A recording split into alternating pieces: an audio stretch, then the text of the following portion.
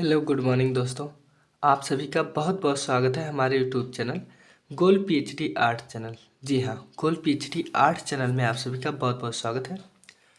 आज हम test number 22 देखेंगे, भारतीय कला पर यूरोपीय प्रवृत्तियों का प्रभाव, भारत की प्रमुख लोक कलाएँ।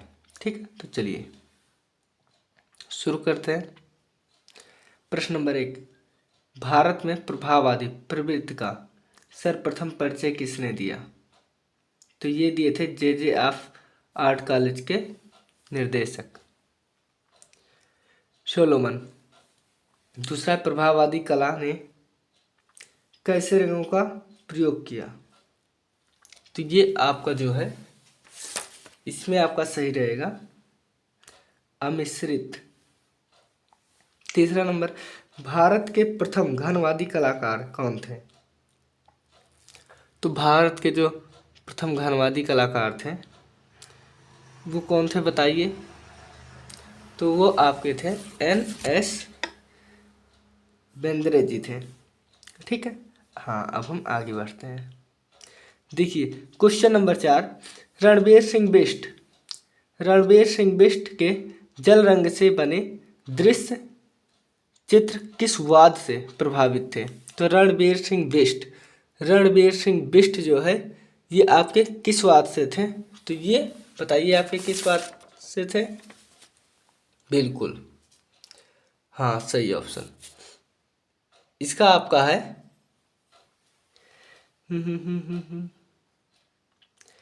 रणवीर सिंह बिष्ट, ये आपके थे प्रभाववाद से।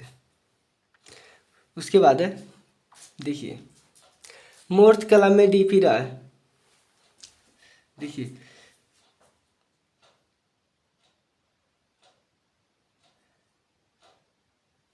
लाइट इधर से नहीं आ रहा है, अच्छा फोकस। देखिए मूर्ति कला में डीपी राय चौधरी ने किस यूरोपीय प्रभाववादी कलाकार थे? ये कलाकार मूर्तिकार दोनों थे, तो ये मूर्तिकार थे किससे प्रभावित थे ये बताइए? तो ये आपके जो प्रभावित थे वो थे रोडिन से। अब नेक्स्ट देख लेते हैं। देखिए NS बेंद्रे ने 1930 से 40 के मध्य किन स्थानों को अपने दृश्यों में दर्शाया? तो इन्होंने दर्शाया था बनारस, हरिद्वार, कश्मीर, इंदौर। क्वेश्चन नंबर 7, अभ्यंजनावादी प्रवृत्ति सर्वप्रथम किस भारतीय कलाकार के समय से प्रारंभ हुई चित्रकला और मूर्तिकला में? तो ये आपका है क्वेश्चन नंबर 7। क्वेश्चन नंबर 7 में सही है रामकिंकर बैच जी, क्योंकि देखो चित्रकार मूर्तिकार पूछ रहा है तो यही दो ही हैं चित्रकार मूर्तिकार में, तो यही दो में से ऑप्शन है, तो जो सही है वो किंकर जी हैं। ठीक है, अब हम देख लेते हैं अगला 8 नंबर, सुमेलित कीजिए मतलब मिलान। तो देखिए मधुबनी आपका कहाँ का है? ये बिहार का है। तो देखो पहले में सी दो जगह है। वर्ली आपका महाराष्ट्र में है, ये भी दोनों ऑप्शन सही है, एक ही बराबर। अब देखो अल्पना पश्चिम बंगाल का है, तो 3 नंबर में डी ये है, तो यानी सही होगा बी ऑप्शन। लोक कला शब्द का सर्वप्रथम प्रयोग किसने किया? लोक कला शब्द का सर्वप्रथम प्रयोग किसने किया? तो विलियम जॉन थॉमस ने किया था। ठीक है, अब हम अगला देखते हैं। देखिए अगला क्वेश्चन है आपका, काले सफेद एवं कत्थई रंगों को किन कलाकारों ने त्यागा था? तो ये किन कलाकारों ने त्याग दिया था ये आपको बताना है। तो ये है आपका प्रभाववाद। उसके बाद राम किंकर बैच।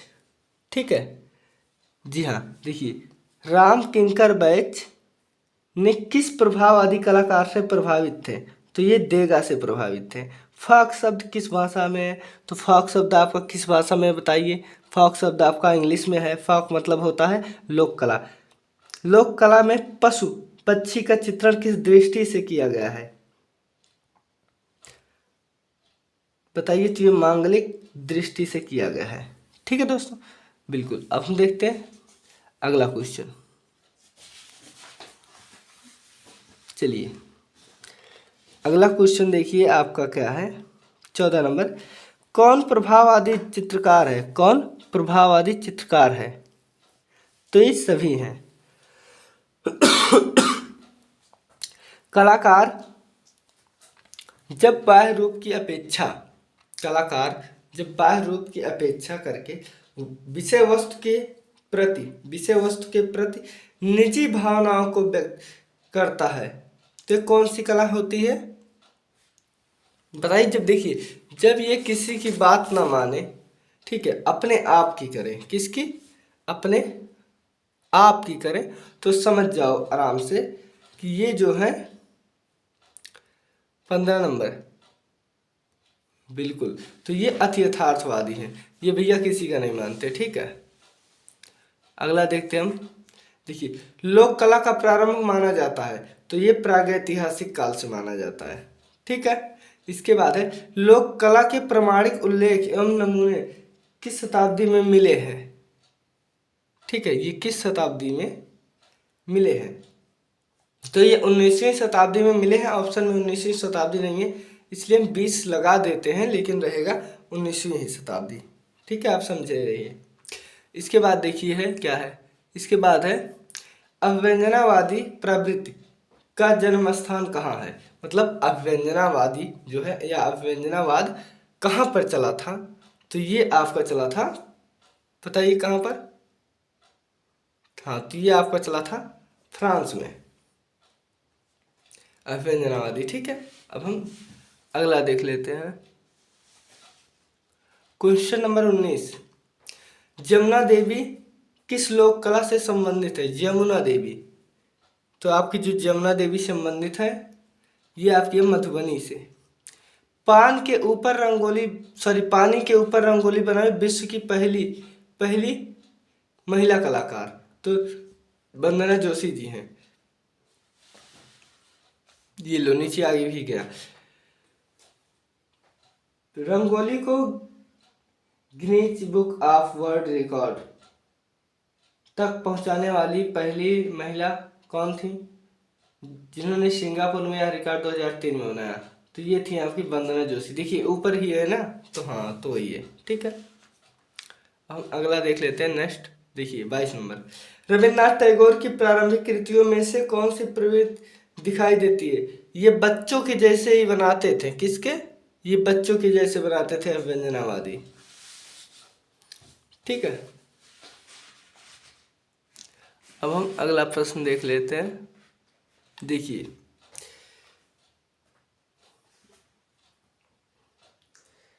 ये बंगला है, लेकिन ये बंगाल होगा। ठीक है, बंगाल, ये होगा बंगाल या उड़ीसा का कालीघाट प्रसिद्ध है, तो ये पटचित्र के लिए प्रसिद्ध है। किसके? पटचित्र के लिए। ठीक है, इसके बाद देखिए, बिहार में प्रचलित लोक कला, बिहार में कौन सी लोक कला आपकी प्रचलित है? बताइए। बिल्कुल, बिहार में है अपहन, मधुबनी और टिकुली। हाँ, ये कला जो है आपकी बिहार में। ठीक है भैया, चलिए अगला क्वेश्चन। मानवीय शरीर में ऐंठन रूप में रंग संगति से विमुख विद्रोही रंग का प्रयोग किस कला की विशेषता है?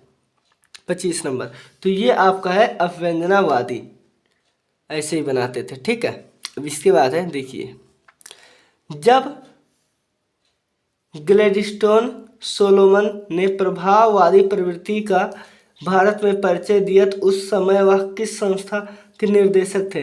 तो वो थे sir J school of art Mumbai के। ठीक है, इसके बाद है आपका 27 नंबर। कौन सी सांझी कला का चित्रकार नहीं है? तो भैया जो नहीं है, सांझी कला के चित्रकार जो नहीं है, वो है सीता देवी। ये किसके हैं? ये मधुबनी के हैं। 28 नंबर। भारत में फाववादी कला की प्रेरणा सर्वाधिक प्रबल रूप से किसकी कृतियों में देखने को मिलती है? तो ये सैलोज मुखर्जी जी के। उसके बाद है यामिनी राय की चित्र शैली। देखिए, यामिनी राय की चित्र शैली किस शैली से प्रभावित थी? यामिनी राय की, तो भैया यामिनी राय की जो है कालीघाट से थी। क्योंकि आप लोग जानते हैं कि इनके जो चित्र थे ना, बिल्कुल इनके जो चित्र थे ये लोक कला चित्र को ही लेकर इन्होंने चित्रित किया है। देखिए अब हम देखते हैं 30 नंबर परस्पर। देखिए 30 नंबर अब हम देख लेते हैं।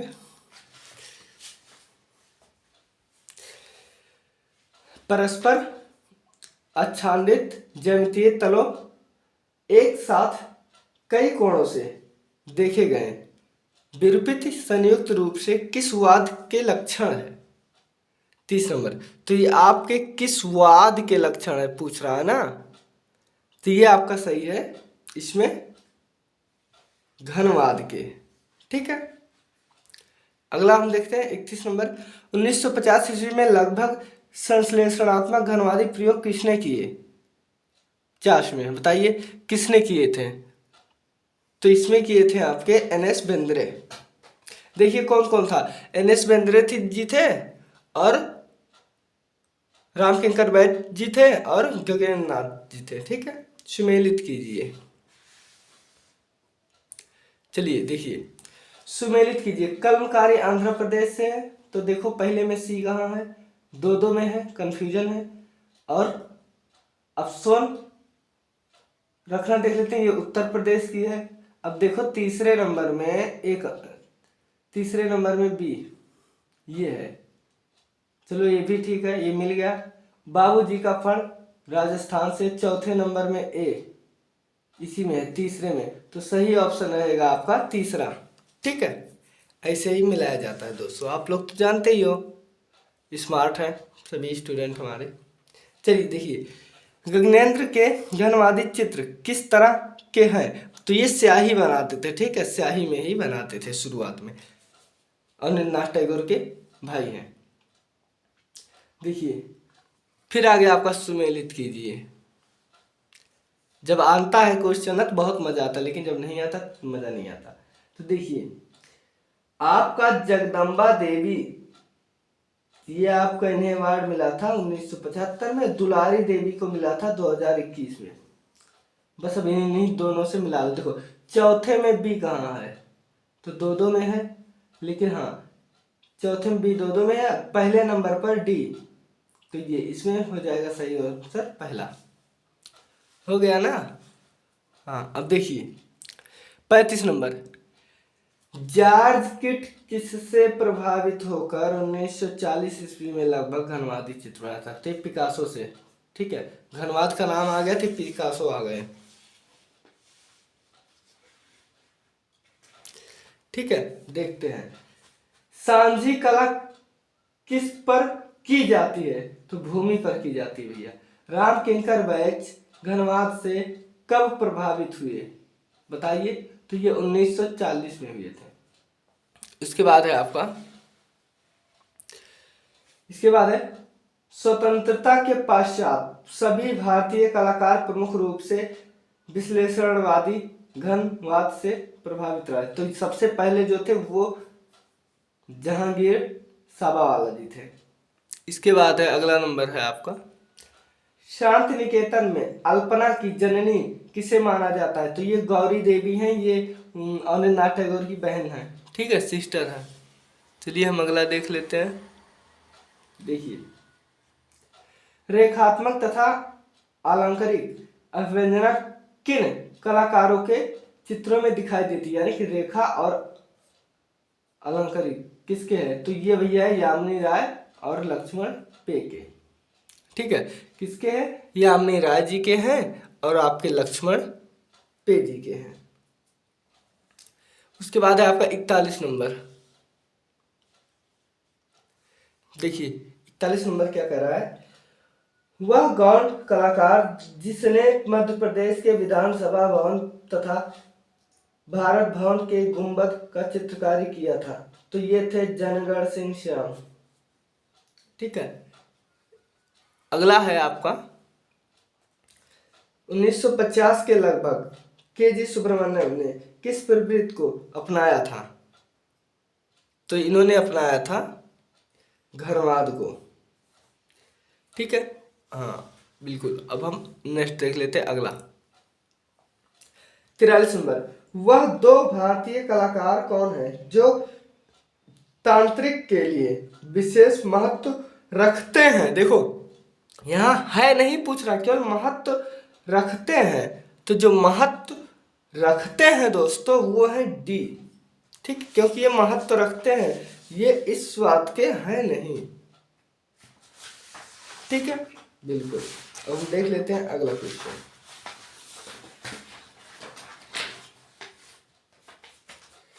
चलिए दोस्तों देखिए, हुसैन के चित्र, दौड़ते हुए अश्व के साथ जमीन पर लुढ़कता हुआ सूर्य और नारी की जंघा पर बैठा हुआ गिद्ध किसकी प्रवृत्तियां? तो देखिए, जो विश्वास पात्र ना हो, मतलब जिस पर विश्वास ही करना बेकार है, समझ रहे हैं ना, वो आपका अति यथार्थवाद। उसके बाद अति यथार्थवाद के कुशल प्रारंभिक चित्रकार, तो ये थे हेमंत मिश्र। ठीक है, ये कौन थे? तो ये आपके थे हेमंत मिश्र। इसके बाद हम देख लेते हैं 46 नंबर। देखिए, भारतवर्ष में अति यथार्थवादी आरंभिक संकेत किसकी कृतियों में दिखाई देता है? अति यथार्थवाद के, बताइए। तो ये जो आप पर दिखाई देता है जिनकी प्रवृत्तियों में, वो कौन है? तो वो है आपके रविंद्रनाथ। सोहराई, ठीक है, देखिए, सोहराई लोक कला का प्रचलन कहाँ हुआ? ये जगह पूछ रहा है कि ये कहाँ हुआ है, तो ये झारखंड। ठीक है, अब हम देख लेते हैं 48 नंबर। देखिए 48 नंबर है, अधिकांश भारतीय चित्रकारों का किस यूरोपीय कला प्रभेद पर अधिक झुकाव था? मतलब ज्यादा से ज्यादा ये लोग जो है किस कला से संबंधित थे ज्यादा से ज्यादा? तो ये आपका सही है अवैंजनावाद। ठीक है, अवैंजनावाद। कहीं कहीं अति यथार्थवाद दिया है, लेकिन जो इस क्वेश्चन के अनुसार सही है अवैंजनावाद। ठीक है, अब हम देखते हैं अगला क्वेश्चन। देखिए, भारतीय लोक कला को विश्व मंच पर पहचान दिलाने का कार्य किसने किया था? लोक कला को, तो ये सभी हैं। ठीक है, अब क्वेश्चन नंबर 50 देखते हैं। कितना? Question number 50। चलिए, क्वेश्चन नंबर 50 कह रहा है कि लोक कला में किस माध्यम का उल्लेख अधिक मिलता है? तो ये अधिक जो मिलता है वो आपका क्या है? तो वो आपका चावल का आटा सबसे अधिक प्रयोग होता है। ठीक है, इसके बाद है कोहबर मुख्यतः किन क्षेत्र की कला है? कोहबर, कोहबर बताइए। तो कोहबर में है डी, ये उत्तरी भारत के जो है अवध क्षेत्र, मिथिला क्षेत्र और नेपाल से है। ठीक है, अब देखिए, कोहबर की प्रमुख कलाकार कौन थी? कोहबर की, समझ रहे हैं ना कि ये कोहबर की मुख्य कलाकार कौन थी?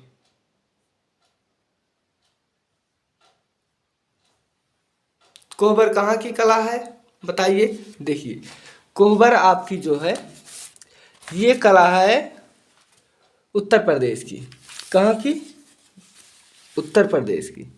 हाँ, ये कला है आपकी उत्तर प्रदेश की। जो कलाकार इसके हैं वो है सुनैना देवी। ठीक है, ये है सुनैना देवी। उसके बाद है 53, मेरी समझ से सुनैना देवी ही होंगी। ठीक है दोस्तों, देखिए 53 नंबर, मधुबनी कला की खोज किसने की? बहुत सही, मधुबनी कला की खोज ये दोनों ने किया था, भास्कर कुलकर्णी और WG आर्चर ने। चलिए हम देख लेते हैं अगला क्वेश्चन। 54 नंबर, कदम का पेड़ लोक कला कलाकार की जो 4,36,000 में बिका था। तो ये सीता देवी का बिका था और ये एयरपोर्ट पर, इंदिरा गांधी एयरपोर्ट पर इन्होंने बनाया था। ये वहाँ भी मधुबनी के शैली पर चित्रण किए थे। ठीक है, देखिए वर्ली भित्ति चित्रण, देखिए वर्ली भित्ति चित्रण को 900, अरे भाई ये 300, ये 300 नहीं, ये 3,000 है। ठीक है, 3,000 से 2,500 ईसा पूर्व पुरानी बताया। किसने? तो इसको बताए थे आपके, कौन बताए थे बताओ? हाँ, इसको सही बताए थे यशोधर, ठीक है, इसको सही बताए थे यशोधर डालमिया। ठीक, इसके बाद है रंगोली कला का जन्म कहाँ माना जाता है? रंगोली, रंगोली सबसे, देखिए जन्म पूछ रहा है, तो ये जन्म है भैया तमिलनाडु में। ठीक है, यहाँ मंदिरों में जो है 1 महीने बनाए जाते हैं। अब ये देखो पूछ रहा कि रंगोली किस राज्य की प्रमुख कला है? तो राज्य की प्रमुख है ये महाराष्ट्र की, लेकिन जन्म हुआ था इसका तमिलनाडु में। ठीक है, जिब्बा सोमा मारो किस लोक कला के कलाकार थे? कौन? जिब्बा सोमा, मान लो, बताओ। तो ये आपके थे वर्ली के, किसके? वर्ली के। कहाँ गया वर्ली? ठीक है, इसके बाद देखिए ये है 59 नंबर, देखिए किस लोक कला शैली, किस लोक कला शैली को भीमबेटका के समान माना गया है? किसके? तो ये वर्ली के। ठीक है, ये डमरू जैसे आकृति बनाते थे। ठीक है, देखिए किस कलाकार को 1976 ईस्वी में national award of folk tribal art से सम्मानित किया गया था? तो ये जो सम्मानित किए गए थे ये आपके हैं सी नंबर। ठीक है, ये आपके हैं सी नंबर, जिब्बा सोमा माशो। देखिए अब 61 नंबर देख लीजिए आप लोग। देखिए 61 नंबर क्या कह रहा है? 61 नंबर है पानी पर रंगोली बनाने वाले द्वितीय मतलब दूसरे चित्रकार हैं राजकुमार चंदन जी। उसके बाद मारना लोक कला में किस प्रमुख रंग का प्रयोग हुआ है? तो इसमें सबसे ज़्यादा है सफ़ेद का। ठीक है, चलिए अब हम लोग अगला क्वेश्चन देखते हैं, प्रश्न अगला देखते हैं। देखिए ये यहाँ पर मुड़ा हुआ है। देखिए मधुबनी की उत्पत्ति किस लोक कला से मानी जाती है? बताओ मधुबनी कहाँ की है? ये तो है आपकी बिहार की, लेकिन ये कहाँ से मानी जाती है? तो ये मानी जाती है अरपन, अरिपन, मधुबनी और टिकुली कला, ये आपकी है बिहार की। अब ये देखिए IG टैग क्या होता है, मतलब सॉरी GI टैग क्या होता है? बताइए बताइए बताइए, GI टैग क्या होता है? तो ये किसी वस्तु के उस स्थान के प्रमाण है। ठीक है, क्या? बिल्कुल, ये उस वस्तु के है। ठीक है दोस्तों, अब और देखिए इसके बाद है सोहराई। ये देखो आगे चलते हैं, देखते हैं 65 नंबर। सोहराई कला को GI टैग कब दिया गया? सोहराई कला को GI टैग कब दिया गया? तो ये दिया गया था 2020 को। अब फिर देखिए GI टैग किसके द्वारा प्रदान किया जाता है? तो ये भारत सरकार के वाणिज्य मंत्रालय के द्वारा। अब फिर मिलान आ गया, तो हम अब एक बार फिर मिलान देख लेते हैं दोस्तों। ठीक है, बिल्कुल, देखिए 67 नंबर क्वेश्चन। 67 नंबर में देखिए हम मिला देते हैं, रुक्मणी देवी थी सोहराई से। ठीक है, उसके बाद है गोदना से आएंगे। इसमें देखिए ये दोनों में अब सही क्या है? सही है आपका बी नंबर। ठीक है, बी नंबर आपका सही है। अब हम अगला क्वेश्चन देखते हैं, अगला प्रश्न देखते हैं। देखिए ये है निम्न में से भिन्न छांटिए। तो इन चारों में से भिन्न क्या है बताओ? इन चारों में से भिन्न है गोदना, क्योंकि ये तीनों कला कपड़े पर की जाती है, लेकिन गोदना शरीर पर गुदाया जाता है। ये अंग कला है। देखिए गोदना कला किन जनजातियों द्वारा विशेष रूप से अंकित कराई जाती है? वेंगा, ये सभी हरिजन, दुसत, वेंगा। देखिए अब एपड़, देखिए एपड़ के मुख्य रंग क्या है? एप्पल, एप्पल कहाँ से आते हैं? कश्मीर में। तो जो अगर पूछेगा कि एप्पल कहाँ, तो ये है कश्मीर का। देखिए इसमें मुख्य रंग पूछ रहा है ना, बिल्कुल इसमें पूछ रहा है मुख्य रंग। तो मुख्य रंग आपका कौन सा है बताइए। मुख्य रंग इसमें है लाल और सफेद। ठीक है, अब हम देख लेते हैं इस 71 नंबर से। देखिए 71 नंबर, अल्पना कहाँ की है? अल्पना मतलब कल्पना चावला। तो कल्पना चावला कहाँ से थी? बंगाल से। तो अल्पना बंगाल की है। टिकुली कला कहाँ की लोक कला है? बहुत सही। टिकुली में भी कब से बताता आ रहा हूँ कि मधुबनी, टिकुली और अफान अरिपन ये आपकी है बिहार से। ठीक है, कहाँ से है? तो ये आपकी है बिहार से। 72 नंबर बिहार से। ये टिकुली कला को पुनर्जीवित करने का कार्य किसने किया? टिकुली कला को पुनः जीवित करने का कार्य किया था रुक्मणी देवी ने। उसके बाद 74 नंबर हम देखते हैं। देखिए 74 नंबर आपका है, किस आधुनिक लोक कला का संबंध मोहनजोदड़ो से दिखाई देता था? ये आपका है अल्पन। ठीक है, अल्पना से। उसके बाद सजावटी टिकुली का आकार क्या होता है? सजावटी टिकुली का आकार क्या होता है? तो ये सही है 4 इंच से 12 इंच का व्यास। ठीक है दोस्तों, thank you for watching this video. Thank you so much. अपना ख्याल रखना दोस्तों, बाय।